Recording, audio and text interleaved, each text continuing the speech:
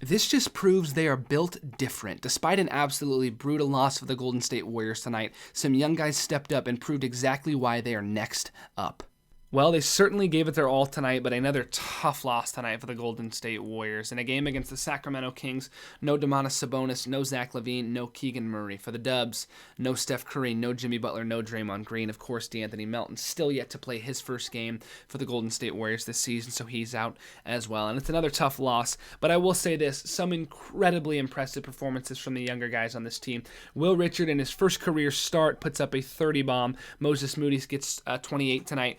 Kuminga looked solid. I think BP, AirPods as some call him, had his best game of the season so far at a plus 14. Had a clutch shot at the end of the game. 9 assists, 9 rebounds. Just an assist and a rebound away from a triple-double tonight. Don't think Pods has too many of those in his career. Maybe doesn't even have one yet. So it's a tough loss, and the Warriors dropped to 5-4. Kings improved to 3-5. Those numbers are wrong here on the stat. But yeah, it's one of those where you watch the younger guys play. I remember a game 2 years ago against the Bucks where we were all very undermanned. A lot of the stars are out. And you watch the young guys battle, play really, really well, but just can't get it done in the end. Can't quite cross that checkered flag with the victory. And it hurts because it's one of those games where we're ahead the entire game. Officiating hurts you a lot. That third quarter, the Kings end up shooting 18 free throws in that quarter alone. Felt like they were getting a lot of calls that we weren't. I thought it was an absolutely abysmal officiating job down towards the final stretch of the game. And obviously, officiating is not the reason we lost this game, right? Lots of other factors for all those types of things. When the Kings shoot 47% from three, it's going to be tough to beat them. But several calls that I thought were travels that were not called on the Kings, and then similar positions called for the Golden State Warriors that were travels. Some decisions towards the end that make a big difference. I think if Kuminga, instead of fading away on that last shot goes towards the basket, he probably scores. So, yeah, you're just a couple of plays away. Last night in Phoenix, we found a way to get it done. We made just enough plays. Tonight, we were just a few plays away from getting the job done. Let's talk about key takeaways from tonight's performance. Play Will Richard, man. I know we literally had just assigned him to Santa Cruz. He clearly made a statement tonight saying, hey, I don't want to be in Santa Cruz. And after watching tonight, it's very clear. Steve Kerr, the organization, I understand he's a younger guy. You want him to develop. We've got other good players. But we're at the end of Steph Curry's career. We're at the end of Draymond and approaching the end of Jimmy's career, right? Like, we're at a point where it's a win-now mentality. Will Richard will help you win games more than the other guys on this team will as far as those guard play positions. And you saw it tonight. Man, 30 points, shot very efficiently, continues to be a smart playmaker.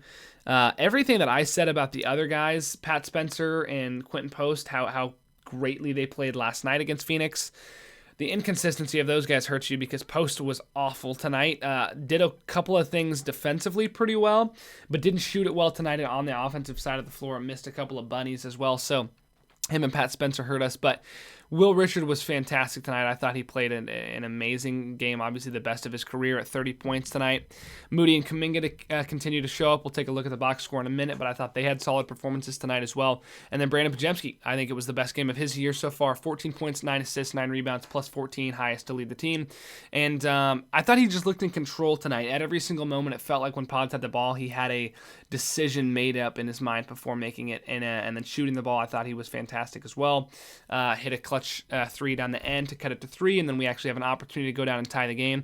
I wish Kuminga would have stepped into that 3 and shot it confidently. I know we missed one like that a couple possessions before, but he's a good enough three-point shooter to step up and make that.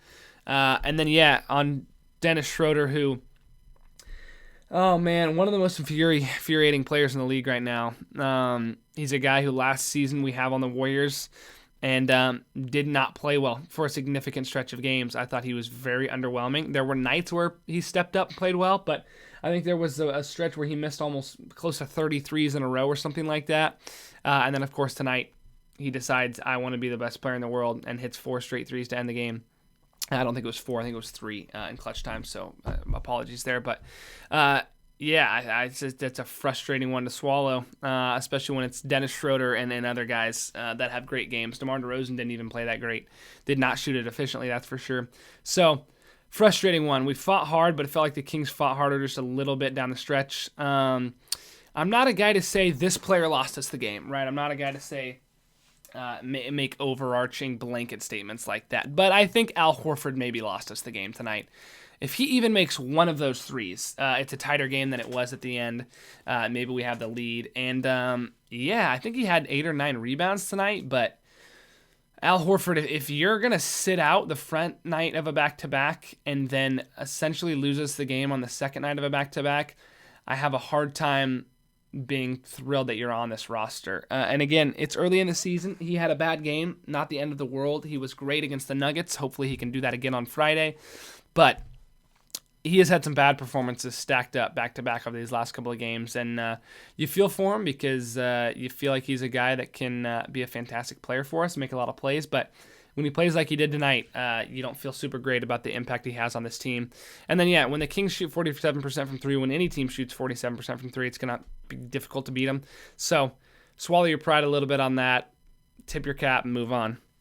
Looking at the box score, Jonathan Kuminga, 36 minutes tonight, 24 points, 9 boards, 3 assists. The turnovers continue to be an issue for Kuminga. It's got to clean that up. Shot it pretty well tonight. Free throws went down. Quinten Post didn't play well. 16 minutes. We went small ball for pretty much the whole night. You see those guys on the bench.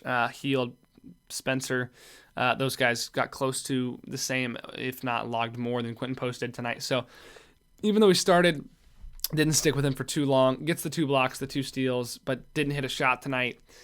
Didn't look great. On the bench side of things, moving down the list starting lineup, Moody was fantastic, 28 points, shot it very efficiently, 6 of 11 from 3, 9 of 15 from the field, hit all his free throws.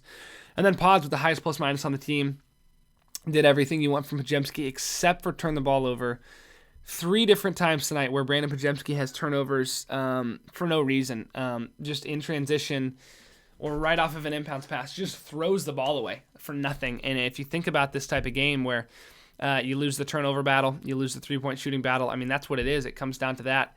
In a tight game like this, possessions. You have to have them. We turned the ball over too much tonight. Only ended up being I'm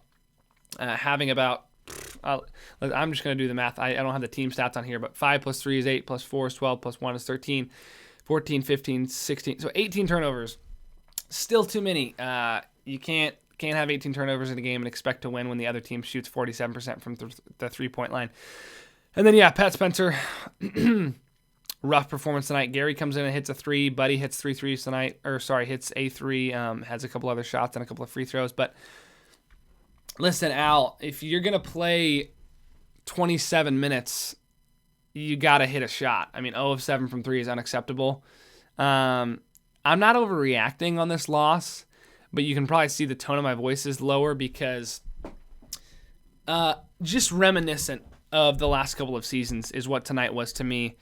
A close game, you battle really hard, and you don't make the plays down the stretch to win, and turnovers kill you. That's what this team has been the last couple of the years. It's the reason that we won in 2022 was because we cut out the turnovers, we hit shots, and we had clutch plays down the stretch. These last couple of seasons, including the start to 2025, losing games that we are playing probably well enough to win, and making mistakes down the stretch that aren't that are not allowing us to win the game. And man, it's frustrating because you look at the starting lineup.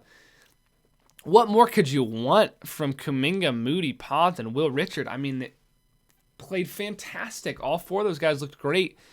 Just don't get enough assists from the bench to make a solid difference. Quinten Post is essentially a blank starter tonight, even though he's great and he's been playing well. I literally said in last night's video that he deserves to be a consistent starter, but if he's going to play like that, maybe start to reconsider that a little bit. So it's one game. It's one performance, and it's a frustrating one, but you tip your cap to the Kings, say great job, light the beam, do whatever.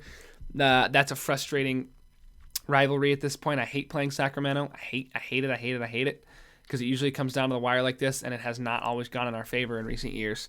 So yeah, it's a tough one, a tough pill to swallow tonight because you moved to 5-4, and now we've got Nuggets, Thunder, Spurs in the span of about a week.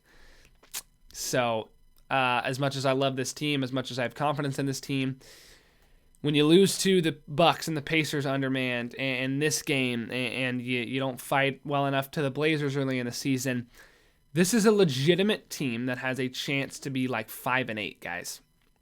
That's a real possibility. And it's scary because that is not the team that we are. This roster is built to win games. This roster is built to be a championship level team.